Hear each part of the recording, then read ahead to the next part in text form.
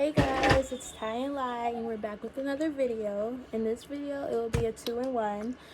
I'll be doing a review on this product and a tutorial on putting my hair in a ponytail. So let's get into it.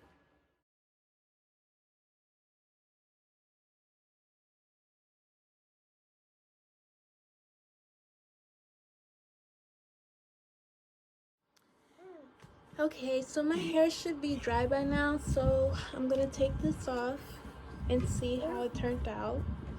I didn't do my edges, by the way, so I have to still learn how to do that.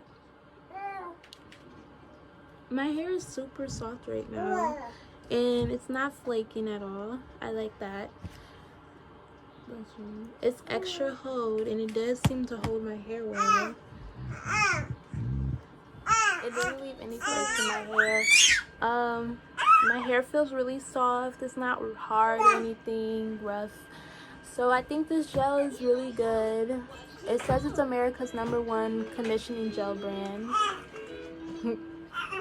But yeah, thanks for watching. Like, comment, and subscribe. Bye.